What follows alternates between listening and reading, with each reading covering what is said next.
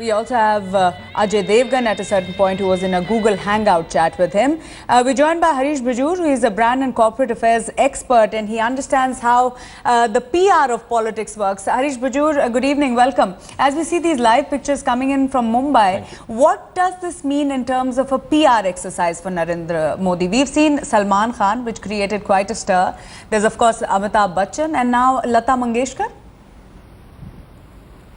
Yeah, I strongly believe that this is Mr. Modi's 360-degree branding format at work and in full steam. Being seen with Lata Mangeshkar is going to be a very, very important piece in his endorsement, routine.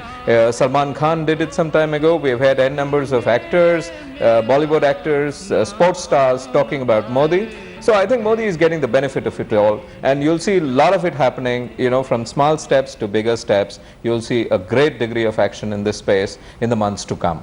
Also, Mr. Biju, don't you think this is more the popular side of Narendra Modi, apart from him talking of development and all those issues which are, perhaps making him more accessible as a political leader to the middle class? This is the side to him where he's also becoming larger than life, would you say, in a certain way?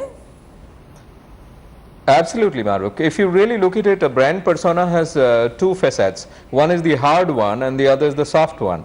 The hard one is quite a bit like the hardware in tech language, and the soft one is the software. So if you really look at it, Narendra Modi has laid out his entire backbone on the hardware side of it. He has a plan for India, he has a development agenda for India, he has a 20-point agenda, and he is really talking development. But the soft side of it is what touches people most, because people are very inclined to look at the soft side of an individual as well.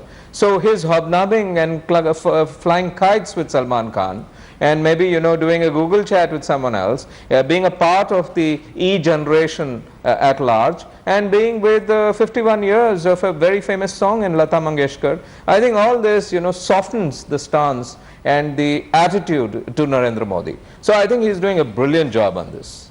And interestingly, the song that has been chosen, Mere Watan Ke Logo, coming after Republic Day, and not just that, it rings a certain chord with every Indian listening into that song. Harish Bajur, thank you so much with your perspective as always. Very interesting. And just to tell our viewers, those live pictures, we will be going back to those when Narendra Modi is felicitating Lata Mangeshkar. Just a quick reminder.